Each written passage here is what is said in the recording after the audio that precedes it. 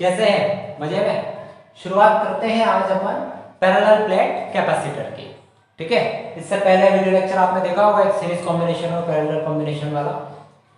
अब अपन types of capacitor की चर्चा कर रहे हैं। उसमें सबसे पहला ले रहे हैं बच्चों अपन पैरेलल प्लेट कैपेसिटर। देखो इसको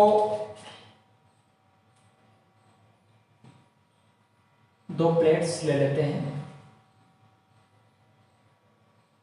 पैरेलल।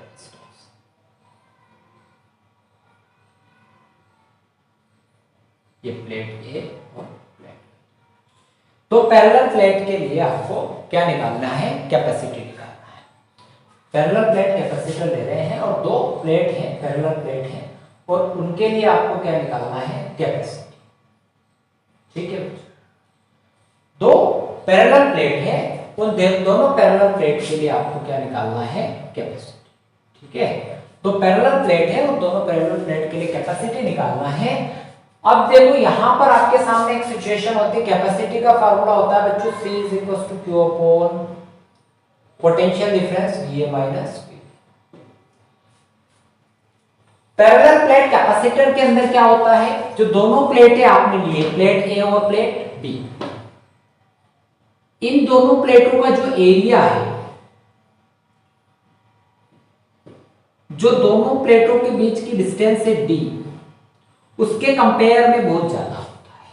पहली चीज, प्लेटों का जो एरिया है वो उनके बीच की डिस्टेंस के कंपेयर में बहुत ज्यादा होता है। एक बात समझना, इस बात का महत्वपूर्ण बात यही है इस टॉपिक की, कि भाई जो एरिया है वो बहुत ज्यादा है डिस्टेंस के कंपेयर। यानी कि ये जो शीट आपने ली है, जो प्लेट्स आपने ली है, ठीक है, इनका अपन क्या माने? इसको इनफाइनाइट प्लेन शीट मान लेते हैं। ये जो इनफाइनाइट प्लेन शीट है, पैरेलल प्लेट कैपेसिटर क्या हो गया बच्चों? दो शीट लेनी है आपको ऐसे, पैरेलल प्लेट कैपेसिटर। दो शीट आपने कैसे लेनी है? ऐसे। ठीक है बच्चों, मैंने दो शीट ले ली ऐसे, एक ऐसे और एक ऐसे, दोनों एक दूसरे के क्या? पैरेलल। दोनों के बीच का डिस्टेंस क्या बच्चों? D। दोनों एक दूसरे के पैरेलल, दोनों के बीच का डिस्टेंस D।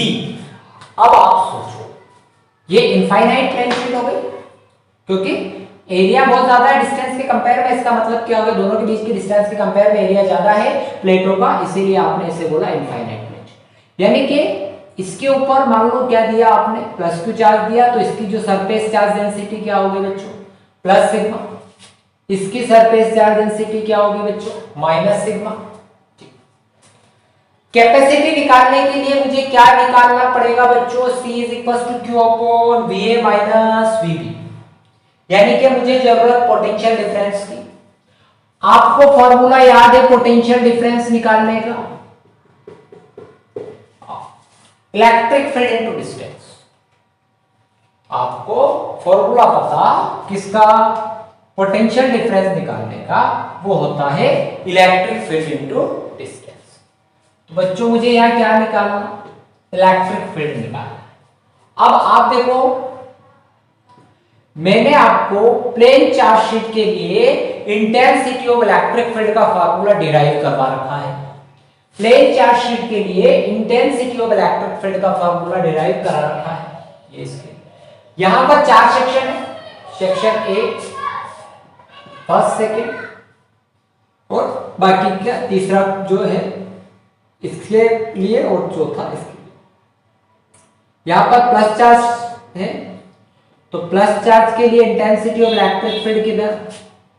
ऐसे, प्लस चार्ज से दूर की तरफ ऐसे। माइनस के लिए बिल्कुल सही आ रही है, माइनस के लिए टुवर्ड्स द नेगेटिव चार्ज। तो देखो माइनस चार्ज की तरफ इलेक्ट्रिक लाइंस ऑफ फोर्स आ रही है towards the negative charge, outward तक पॉजिटिव चार्ज, पॉजिटिव चार्ज से दूर निकली। चलो ये बात। अब आप इसको इस तरह से समझो बच्चों, ठीक है? अब आप इसे इस तरह। अब यहां पर पहले पोर्शन फर्स्ट की बात कर रहे हैं, जो कि आउटर पोर्शन। इस पर अगर देखिए, ठीक है, इसको अगर ध्यान से देखिए, तो आउटर सेक्शन पर अगर आप देखते हैं यहां पर आपका पॉइंट है, पॉइंट आप कहां बिठाएंगे, यहां कोई पॉइंट पी ले लिया समझने के।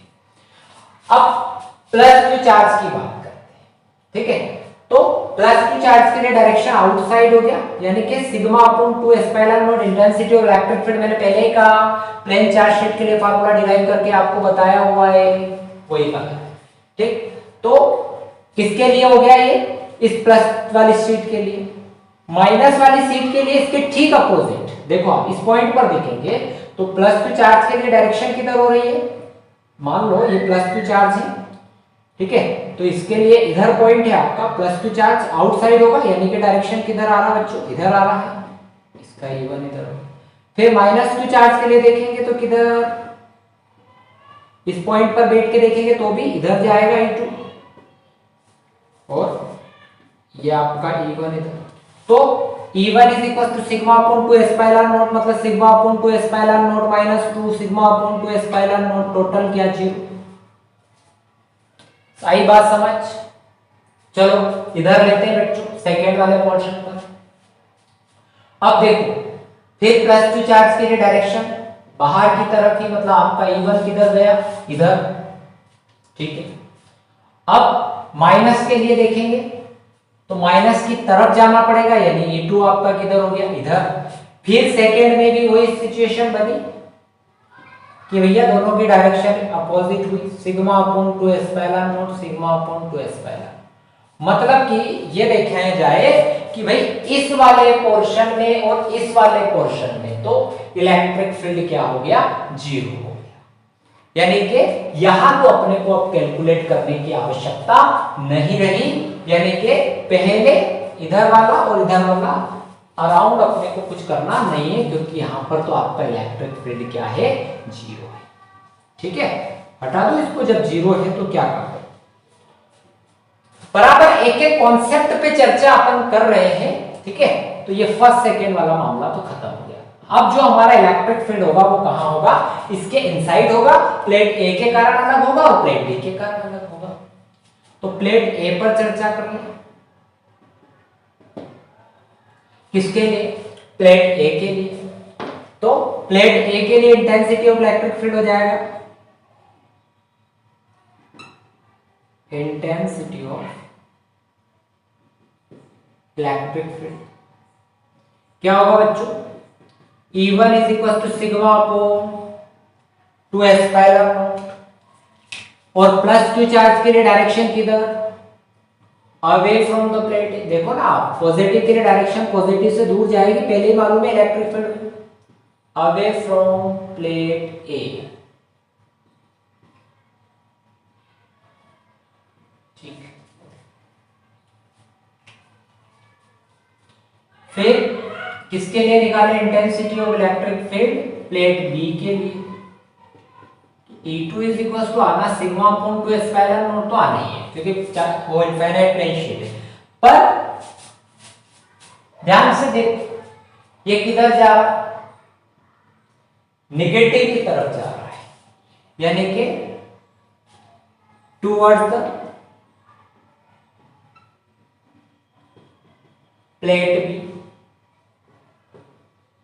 ओके। अब ये देखो कि दोनों का डायरेक्शन सेम ही हो रहा है, यहां पर दोनों का डायरेक्शन क्या हो गया बच्चों, सेम हो गया, ठीक है। दोनों का डायरेक्शन सेम है, इसीलिए क्या हो जाएगा, ऐड हो जाएगा। तो ये हो गया बच्चों रिजल्टेंट इंटेंसिटी। दोनों को क्या कर दो बच्चों, ऐड कर दो, E1 plus E2 sigma upon 2 epsilon naught sigma upon 2 epsilon. सामान्य मैथमेटिक्स से एलसीएम लेंगे, 2 epsilon naught sigma plus sigma 2 sigma upon 2 epsilon naught sigma upon epsilon, ठीक है बच्चों। क्या निकालना मुझे यहां पर, पोटेंशियल डिफरेंस। तो पोटेंशियल डिफरेंस का फॉर्मूला क्या होता है बच्चों,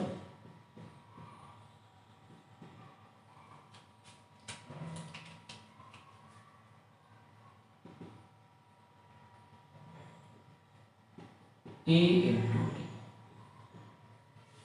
पोटेंशियल डिफरेंस का फॉर्मूला हो गया VA minus VB is equal to E into D.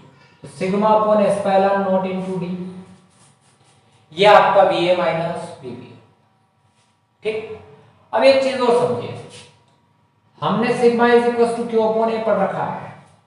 जब चार्ज कहां फैलता है? सरफेस पर फैलता है। उस कंडीशन में अपन क्या यूज करते हैं? Surface charge density. तो यहां पर क्या हो जाएगा बच्चों? Q upon A epsilon not into D. ये क्या आ गया आपका? Potential difference.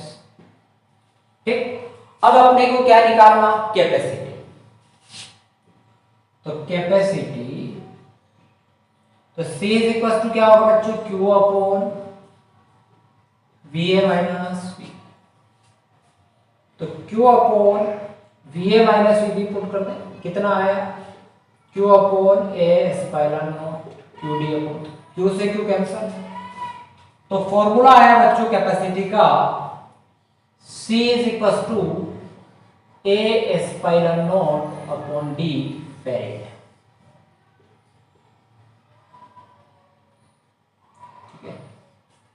ठीक, ये आपका capacity of parallel plate capacitor का फॉर्मूला हो गया। डिपेंड कहीं पर करता है बच्चों पैरेलल प्लेट कैपेसिटर।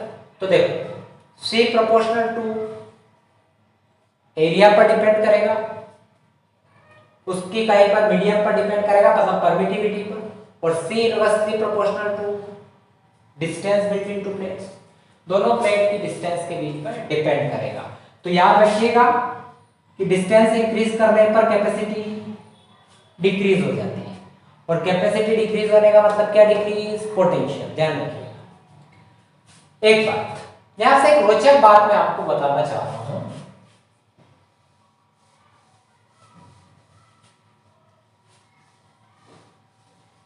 अगर मैं क्या करूं, मुझे एरिया निकालना है, तो CD अपॉन एप्सिलॉन नॉट ले, ये डिस्टेंस में ले लेता हूं 1 mm।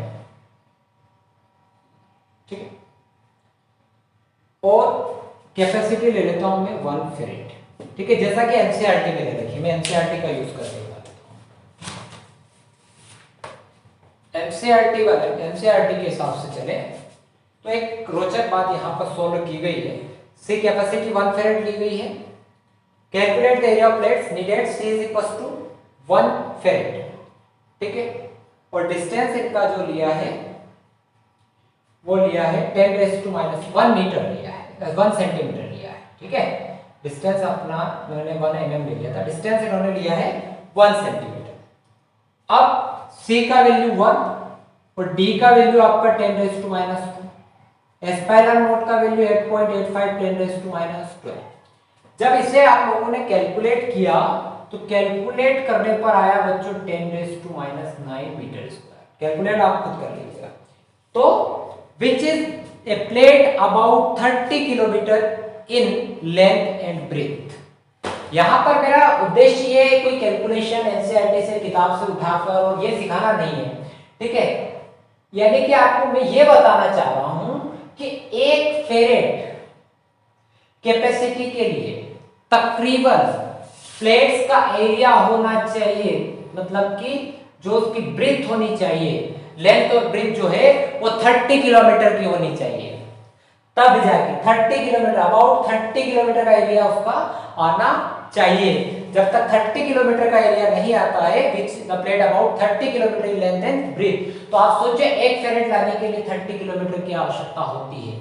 तो 1 फेरेड बहुत बड़ी क्वांटिटी होती है, ये बात ध्यान रखना। कहीं भी डायरेक्टली ऐसे प्रश्नों में क्या लगा देंगे कि जो एक ऑप्शन ऐसा आता है कि भाई 1 फेरेड चार्ज इज पॉसिबल और ऐसा करके दिया जाएगा, तो उस कंडीशन में अपने को, या अगर ऐसा कोई पॉइंट नहीं है कि बहुत ज्यादा डिस्टेंस वाला उसमें प्लेट्स लगेगा, तो ऐसे सिचुएशन में आप डायरेक्ट कौन सा ऑप्शन लगाए कि ये संभव नहीं है, इतना बड़ा चार्ज अपने पास संभव नहीं है। 1 फेरेड इज अ बिग क्वांटिटी, बहुत बड़ा नंबर है। ठीक है, 1 फेरेड कैपेसिटी बहुत ज्यादा होती है, ये अपन ने पैरेलल प्लेट कैपेसिटर में समझी। ठीक है, समझ में आया होगा आपको। Thank you very much. अभी तक चैनल को सब्सक्राइब नहीं किया तो सब्सक्राइब जरूर कर लीजिएगा। मिलते हैं नेक्स्ट वीडियो में, बने रहिए हमारे साथ।